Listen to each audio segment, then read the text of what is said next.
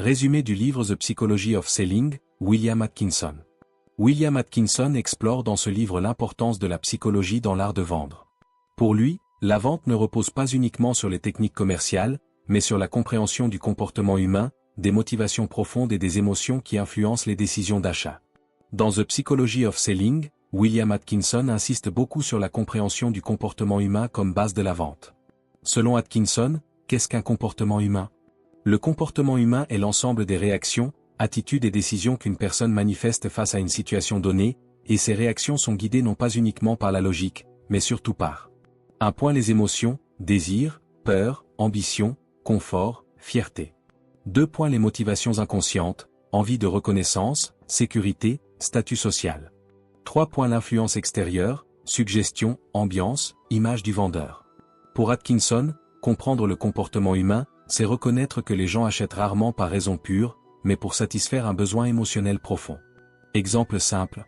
Logiquement, une montre sert à donner l'heure.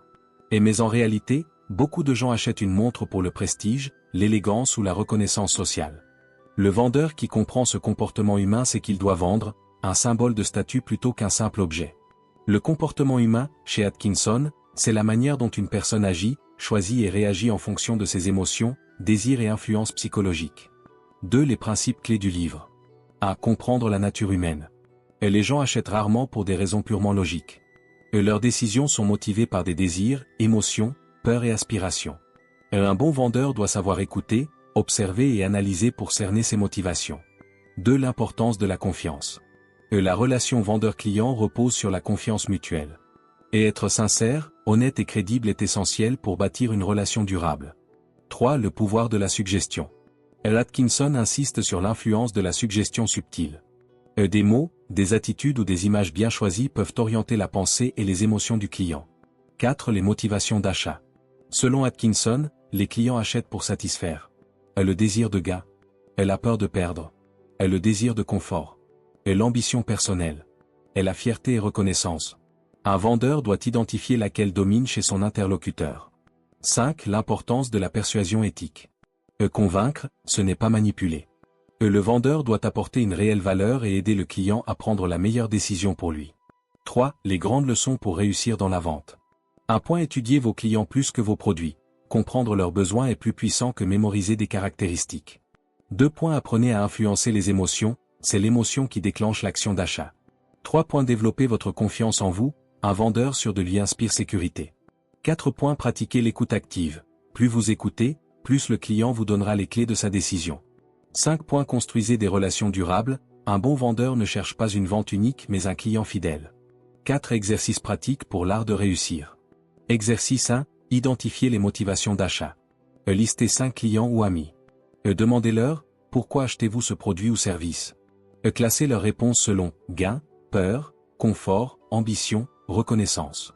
Objectif, apprendre à détecter rapidement les motivations dominantes. Exercice 2, la puissance de la suggestion. Choisissez un objet banal, stylo, cahier, bouteille d'eau. Présentez-le à quelqu'un en insistant sur son utilité émotionnelle plutôt que logique. Exemple, cette bouteille n'est pas juste de l'eau, c'est ton énergie, ta clarté mentale dans ta journée. Objectif, pratiquer la suggestion subtile. Exercice 3, écoute active. Lors de votre prochaine conversation, posez 3 questions ouvertes. Reformulez ce que la personne dit pour montrer que vous avez compris. Objectif, entraînez votre capacité à écouter et capter les besoins implicites. The Psychology of Selling de William Atkinson montre que la vente n'est pas seulement une affaire de technique, mais d'intelligence émotionnelle et relationnelle. Celui qui comprend les motivations humaines, maîtrise la suggestion et bâtit une confiance sincère, devient un vendeur exceptionnel. Savez-vous pourquoi certaines personnes réussissent à vendre facilement alors que d'autres peinent à convaincre? La réponse ne réside pas seulement dans le produit, mais dans la psychologie de l'acheteur. Aujourd'hui, dans l'art de réussir, découvrons ensemble les secrets révélés par William Atkinson dans son livre The Psychology of Selling. Préparez-vous, car ces principes peuvent transformer votre façon de vendre, et même votre façon de communiquer. Partie 1, comprendre la nature humaine. William Atkinson nous rappelle que les gens n'achètent pas pour des raisons logiques, mais surtout pour des raisons émotionnelles. Ils veulent satisfaire un désir, combler un manque, gagner en confort ou éviter une perte. Si vous voulez vendre, vous devez comprendre les émotions profondes qui motivent vos clients.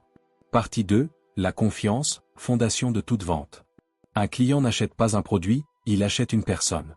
Il doit croire en vous, ressentir que vous êtes sincère et honnête. La confiance est donc l'élément central de toute vente réussie. Partie 3, le pouvoir de la suggestion. Les mots, les gestes et même l'attitude influencent énormément. Atkinson explique que la suggestion subtile peut orienter la décision du client. Attention, il ne s'agit pas de manipulation, mais d'inspirer et de guider vers le choix qui lui apporte de la valeur. Partie 4, les motivations d'achat. Atkinson identifie plusieurs grandes motivations qui poussent à l'achat. Le désir de gain, la peur de perdre, le besoin de confort, l'ambition personnelle, la fierté et reconnaissance. Votre mission en tant que vendeur est de découvrir laquelle est la plus forte chez votre interlocuteur. Partie 5, persuasion éthique. Convaincre ne veut pas dire manipuler. Le vrai vendeur aide son client à prendre la meilleure décision pour lui. C'est cette approche éthique qui crée des clients fidèles et des relations solides. Exercice pratique pour vous entraîner. 1 point, identifier les motivations d'achat, demandez à 5 personnes pourquoi elles achètent un produit, puis classez leurs réponses par motivation. 2 points, pratiquer la suggestion. Prenez un objet simple et présentez-le en mettant en avant sa valeur émotionnelle. 3 points, exercice d'écoute active. Lors de vos conversations, posez 3 questions ouvertes et reformulez ce que dit la personne. 4 points, construire la confiance. Entraînez-vous à raconter une histoire personnelle où vous avez apporté une solution utile à quelqu'un. La psychologie de la vente repose sur un principe simple, comprendre l'humain avant de chercher à convaincre. Si vous maîtrisez l'art d'écouter, de suggérer et de bâtir la confiance, vous deviendrez un vendeur exceptionnel et un meilleur communicateur dans tous les domaines de votre vie. Et vous? Quelle technique de persuasion utilisez-vous déjà dans vos ventes ou dans vos conversations? Partagez vos expériences en commentaire.